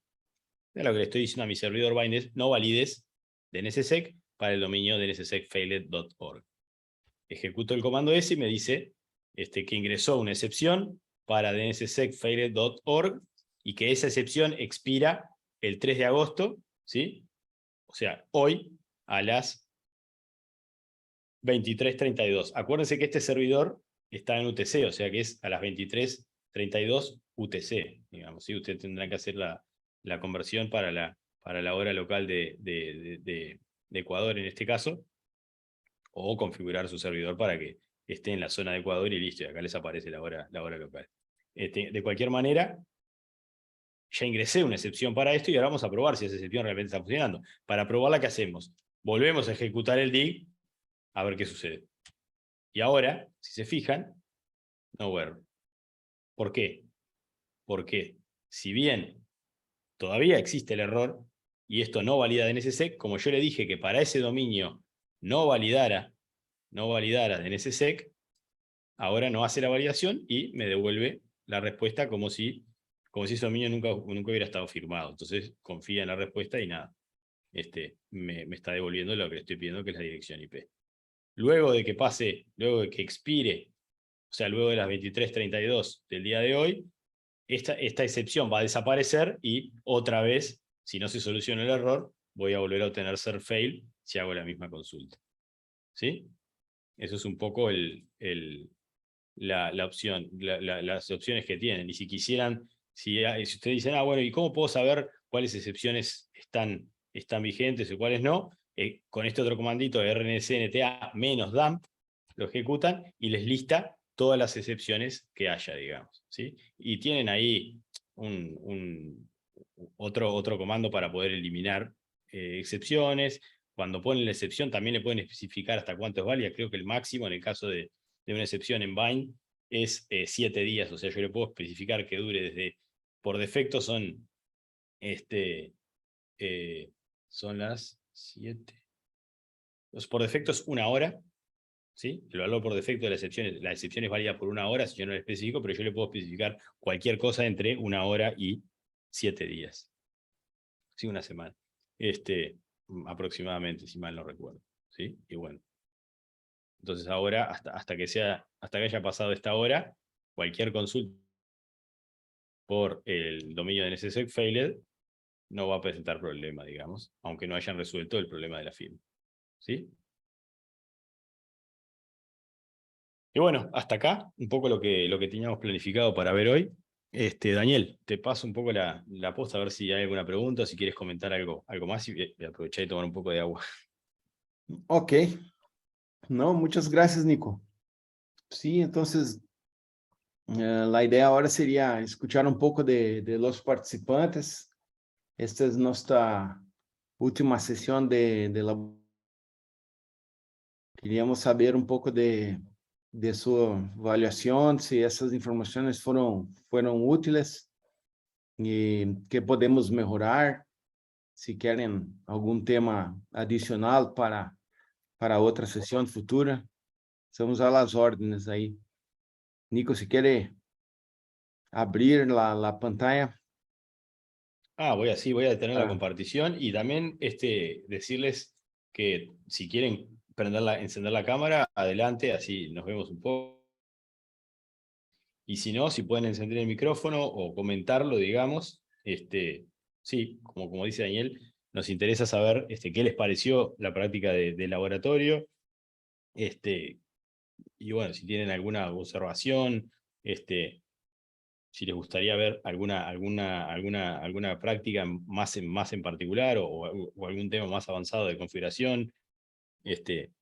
Todo lo que vimos en este laboratorio es referente a servidores recursivos y incluyendo la configuración y validación de DNSSEC, que bueno, viene por defecto configurado, pero hay todo un tema de las pruebas y de entender un poco qué es lo que está sucediendo ahí, que fue la idea y el objetivo de este laboratorio. Por supuesto que se podría hacer una práctica sobre configuración de servidores recursivos, que ya llevaría más tiempo y un poco más de complejidad. Hay que entender algunas cositas más y entrar muy en detalle de qué es un archivo de zona y cómo se está compuesto y cómo se configura, digamos, y todo el tema de firmado y de gestión de firmas y de claves públicas y privadas de NSSEC, ¿sí? Pero bueno, nada, eso. La consulta es saber qué les pareció el laboratorio. Esperamos que les haya sido de utilidad, por lo menos para quienes no tenían experiencia en el tema, como una aproximación al tema y para que vean que no, la configuración es súper simple y esa misma configuración ya es una configuración que es totalmente funcional y ustedes pueden poner en producción en un servidor y empezar con unos pocos clientes y empezar a agregarle clientes si quieren para irlo cargando de a poco y ver cómo evoluciona su servidor en términos de memoria, CPU, cantidad de consultas DNS, etc. Si ya tienen un sistema de gestión, lo bueno es que agreguen este servidor al sistema de gestión. Es un poco lo que comentábamos la vez pasada, la sesión anterior, ¿no? Nada.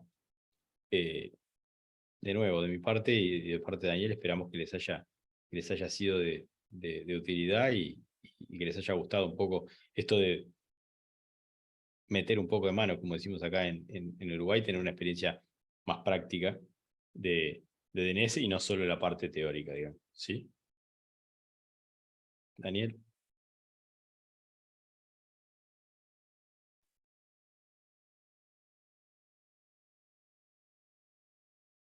Quedamos atentos aí para algum comentário.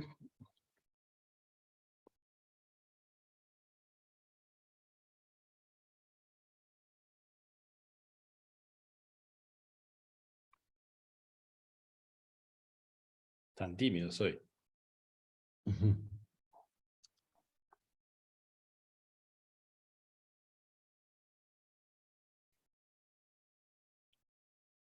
Si quieren Bien, comentar sí. también, aquellos de ustedes que tengan experiencia, que tengan alguna experiencia con el tema de administración de DNS o que planeen en algún momento desplegar un servidor recursivo, un poco, aunque sea en modo test, para hacer pruebas, para ir haciendo pruebas primero internamente y después, ¿por qué no? Disponibilizarlo para los clientes si es que ustedes trabajan en algún ambiente de proveedor de acceso a Internet o en algún ambiente académico también, ¿no? Las universidades en general, también, muchas de ellas tienen servidores DNS para todas las redes que administran, ¿no? Para uso interno, etcétera. Javier, sí, adelante. Nicolás, ¿cómo estás? Primero agradeciéndote mucho por tu tiempo, igual a Daniel. Muchas gracias. Muchas Es gracias, Javier. importante, hay que saber agradecer cuando la gente nos ayuda a crecer un poquito. Nicolás, no sé si tú recuerdas, la semana anterior conversábamos un poco del tema de este tema te hablaba de P-Hold Sí. y ese tipo de servidores, y vos me decías que había un tipo de comandos que nos permite con bind y con about para poder hacer ciertas configuraciones que nos permitiría eh, bloquear ciertas cosas vía DNS, aunque no era lo sugerible o lo correcto. Uh-huh. No sé si nos puedes ampliar Sí, un poquito más de ese concepto. yo soy sincero, Javier, sí se puede. O sea, para el tema de bloqueos que muchas veces, en muchos casos, son obligatorios, ¿no? Porque la normativa o las leyes en los diferentes países a veces obligan a los proveedores de acceso a Internet o proveedores de servicios de acceso a Internet a bloquear a veces dominios. Y bueno, si me obligan a bloquear un dominio, no tengo más remedio que hacerlo a nivel de DNS, ¿no? Entonces necesito alguna herramienta de esa. Yo no, digamos, no me voy a poner a hablar en particular de ninguna herramienta o de ningún tipo de configuración porque realmente la mayoría no las conozco, porque no es en lo que trabajo día a día, pero sí, es totalmente posible de hacerse. Ya digo, en general, lo que uno debería hacer, si no tiene de otra que hacerlo porque legalmente uno está obligado a hacerlo en algunos casos, bueno, lo que sí debería hacer y lo que sí es muy recomendable es siempre, antes de ejecutar el bloqueo, analizar bien cuáles son las consecuencias de lo que voy a bloquear para decidir cuál es la mejor forma de bloquearlo, digamos. ¿Sí? Si bloquear el dominio implica bloquear solo lo que me están pidiendo, bueno, adelante. No tengo más opción, lo bloqueo. Si bloquear el dominio va a implicar bloquear un montón más de cosas, yo tengo que poner en la balanza, porque tengo un montón de clientes que van a empezar a reclamarme sobre cosas que no deberían estar bloqueadas y que yo bloqueé porque resulta que estaban hosteadas en el mismo dominio. ¿Sí? Entonces, uno tiene que analizar bien qué es lo que va a bloquear para luego decidir cuál es la mejor forma. Si lo hace a través de un bloqueo a nivel de DNS o lo hace a través de algún otro tipo de bloqueo a nivel de routing o algún otro mecanismo, digamos. ¿Sí? De nuevo, cada software incluso tiene sus particularidades. Yo te diría que si específicamente querés buscar cómo utilizar el P-Hole o cualquier otro, o Bind o Unbound para hacer bloqueos a nivel en eso tenés un montón de información en Internet. Buscás ahí cómo bloquear por dominios utilizando Bind o Unbound o P-Hole o lo que sea, y ahí te van a aparecer seguramente todas las referencias, desde referencias muy completas, los propios manuales de los fabricantes del software, hasta muchas experiencias de mucha gente que los utiliza. Y bueno, de repente, a veces en general, si uno quiere ir a la fuente, bueno, va a tener que agarrar y leerse el manual y ver y entender el manual. Pero en general es bueno también leer experiencias de otras personas y pequeños tutoriales o manuales que hacen otras personas, porque a veces son mucho más simples de entender y tienen los comandos mucho más específicos para lo que yo necesito. Entonces, bueno, yo recomendaría informarse de la mayor cantidad de fuentes posibles, siempre tratando de separar qué es lo útil de lo que no es útil, digamos, y bueno, nada, tener esos cuidados, ¿sí? En general los bloqueos, el problema grande que tienen es ese, es que si yo lo hago apurado, trabajo apresurado, suele pasar de que uno bloquee muchísimo más de lo que realmente quiere bloquear. ¿Por qué? Porque en el caso de un dominio puede haber muchas cosas hosteadas detrás del mismo dominio, digamos, bajo el mismo dominio. ¿Correcto? Y también anotar en algún lado lo que bloqueó, porque después hay que desbloquearlo en algún momento, ¿no? Si queda bloqueado para siempre, después me olvido qué fue lo que bloqueé, pierdo la pista y hay varios administradores, ¿no? Porque atrás mío viene otro administrador que no sabe si yo bloqueé algo, no sabe cómo desbloquearlo, de repente no tiene el mismo know-how, entonces yo tengo que dejar documentado qué fue lo que bloqueé, cuándo, hasta cuándo, cómo se bloquea, cómo se desbloquea, etcétera, ¿no? Que a veces uno en operaciones, en el calor del día a día, se olvida de hacer esa documentación y ahí es donde empiezan los problemas, ¿sí? Eso, esas serían las recomendaciones desde mi humilde experiencia, que la verdad es que en otra vida yo trabajé en un ISP y administraba servidores de DNS, como digo yo, en otra vida, pero no tengo mucha experiencia actual sobre manejo específico de software de bloqueo, pero ya te digo, eso es cuestión de, bueno, leer la información y entenderla y hacer pruebas, ¿no? Ahí te puedes montar tu propio servidor recursivo internamente,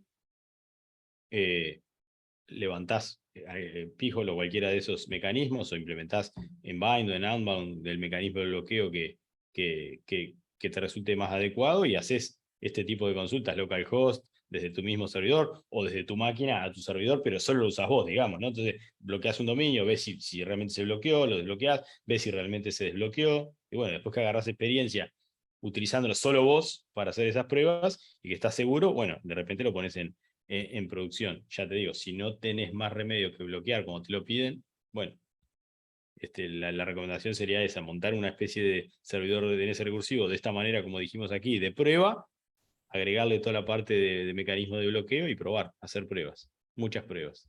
Digamos, y después que estás seguro, lo pasás a producción o lo implementás en producción. Bueno, en realidad Behold, como te comenté, se lo usó solo aquí internamente. Mi papá es contador y teníamos aquí problemas hasta para ingresar al servicio de rentas internas aquí. Ujú.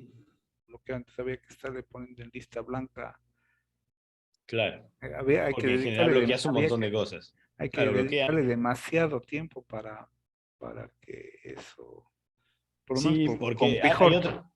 hay otro tema. Muchos de esos bloqueadores domésticos se basan en listas públicas o en probabilidad de que un sitio sea o no fraudulento. Entonces, a veces, por defecto, bloquean un montón lo hacen en el sentido opuesto, digamos, por la negativa, digamos. Por defecto bloquean todo y uno tiene que empezar a desbloquear. El problema es que empezar a desbloquear es muy trabajoso. Es como si tú cada vez que accedes a un sitio nuevo que no habías accedido antes, ¡pum! Te bloquea, te pregunta si quieres desbloquearlo, tenés que ir, desbloquearlo y así, como entrenarlo. Entonces, entrenarlo te lleva un montón de tiempo y es un poco pérdida de tiempo, digamos, ¿no? Porque uno a veces no tiene tiempo para estar cada vez que va a consultar un sitio nuevo, ¡paf! Desbloqueándolo y poniéndolo en la lista blanca, ¿no? Entonces, bueno, uno tiene que ver ahí. En general también por defecto no bloquees nada, excepto lo que esté en una lista de bloqueo. En vez de ser una lista blanca, a mí no me gusta mucho eso de lista blanca y lista negra, me gusta más decir lista de bloqueo o lista de desbloqueo, digamos. Entonces, tal vez la forma más adecuada es investigar cómo se puede configurar al revés. Por defecto no bloquees nada y yo genero una lista de bloqueo. Solo bloquea lo que está en esa lista. Entonces ahí, bueno, si yo detecto un sitio fraudulento, debería ingresarlo en esa lista, pero también tenés que agarrar, en ese caso tenés que ser tú el que detecta el sitio fraudulento y ingresarlo, digamos, ¿no? Claro, Lo cual también tiene un trabajo, digamos, y un riesgo, porque ahí en realidad por defecto, vas a poder acceder a cualquier sitio, aunque sea fraudulento. Entonces, claro. O sea, el tema es la cantidad de trabajo que eso implica. O sea, exacto. realmente es tener una persona ahí 8 horas o 24 horas trabajando, viendo dónde se está bloqueando, qué tiene que bloquear. Ese tema de las listas blancas Sí, es o tremendo, negras digamos. es complejo. Es tremendo. En general, por eso yo te decía, el ejemplo que yo te pongo, el que es una realidad en muchos países, es que legalmente en algunos países hay una obligación, si lo pide alguna organización gubernamental digamos, de aplicación de la ley, si te lo pide, a veces tenés que bloquearlo, no tenés más remedio. Entonces, bueno. Aquí tenemos esos casos, por eso. Entonces, bueno, pero en ese caso sí podés implementar un mecanismo de bloqueo por lista de bloqueo, porque ellos te van a decir, bloquea esto, y ahí sí, ingresás eso y sabes que solo vas a bloquear eso, digamos, ¿no? Igual tenés que hacer el ejercicio de ver si lo que te están diciendo no bloquea muchísimo más, ¿no? Entonces ahí le tenés que decir, no, mira, en realidad fíjate que si yo bloqueo eso, voy a bloquear un montón de cosas más, voy a tener un montón de reclamos, porque hay un montón de dominios que están hosteados en ese mismo, un montón de servidores web, perdón, que están hosteados en ese mismo dominio, o bajo ese mismo dominio, no sé. Bueno, ¿En serio aquí querés que lo no es, bloquee, no es digamos? solo dominio, sino por IP, en realidad. Bueno, y ahí, Que es peor exactamente lo todavía. mismo, claro. Sí, al Al final es final lo es lo mismo. mismo. Exacto. No pasa por el DNS, Aquí pasa es por la dirección IP. simplemente dan la orden de cierre de esos, el no acceso a esas IPs o a Claro. esos dominios. Y ahí Lo que pasa es que el bloqueo por dirección IP ya no lo haces a nivel de DNS, lo haces en el router, digamos, o en un firewall. Entonces, está. Ahí el DNS no participa, pero tenés el mismo problema. Bloqueas la dirección IP, bloqueas todo lo que está atrás de la dirección IP. Si había más de lo que realmente querías bloquear, de nuevo, te empiezan a llegar los reclamos y potencialmente puede representar un problema. Bueno, en Exacto. todo caso, prefiero el reclamo del cliente que del Estado. Sí, ahí también. Es buena esa. Sí, hay todo un balance ahí. Sí, depende del tamaño de la organización y el país y el sitio y la situación, pero bueno, sí. Lo que pasa es que hay veces que el destrozo es tan grande que tenés un reclamo de. Si tus clientes son varios millones y sabes que vas a bloquear un sitio muy importante y vas a tener millones de reclamos, Ocurrido. a veces tratas de negociar con la organización estatal que te lo está pidiendo para ver si se puede flexibilizar o si se puede afinar un poco más, ¿no? Pero bueno, en el caso aquí no hay forma de negociar, porque aquí generalmente cuando te piden un bloqueo es Listo. Y con bueno, una orden está. judicial En ese y caso, ante eso no hay nada que hacer. exacto, en ese caso tenés que sí o sí implementar un mecanismo de bloqueo. Nada, eso. Te sugiero hacer las pruebas con un servidor recursivo local primero y nada, después si generás una lista de bloqueo y todo lo que te pidan bloquearlo ingresás en esa lista y lo sacás de la lista cuando te pidan desbloquearlo, digamos. Y nada, y no tenés otra opción. La verdad, voy a tratar de profundizar un poquito en este tema, porque en realidad me imagino que sí se puede dejar todo en blanco y solo ciertas direcciones o Exacto, sí, en dominios se general tenés esas dos puedan bloquear. opciones. En general tenés esas dos opciones y eso es la mejor forma de configurarlo porque si solo lo vas a tener para responder a pedidos judiciales, es mejor que la acción por defecto sea no bloquear, digamos, ¿no? Que tener a alguien todo el día entrenándolo. Casi todos tienen o deberían tener ese mecanismo de funcionar de una u otra manera, o sea, con lista de bloqueo o con lista de desbloqueo. La recomendación es buscar la forma de hacerlo con lista de bloqueo, o sea, que la acción por defecto sea no bloquear, dejar pasar. Lo que ¿Sí? pasa es que por el EDB nosotros bloqueamos esos dominios o esas IPs, pero de ahí por el tema de VPNs y cosas así igual se puede acceder. Pero me Echa la ley, decían, echa la trampa, digamos. Sí, sí, la VPN, pero a menos que bloquees la VPN, y además hay VPNs que no se pueden bloquear, o sea, una VPN por puerto 80 no se puede bloquear, una VPN por el 443 tampoco se puede bloquear, porque no puedes bloquear una VPN por puerto 80 porque no podés diferenciar del tráfico web. Entonces, ¿qué vas a bloquear todo el tráfico web? Te estás suicidando, digamos. Entonces, eso de que las VPN se pueden bloquear no es cierto, digamos. Las VPN bien hechas no se pueden bloquear tampoco.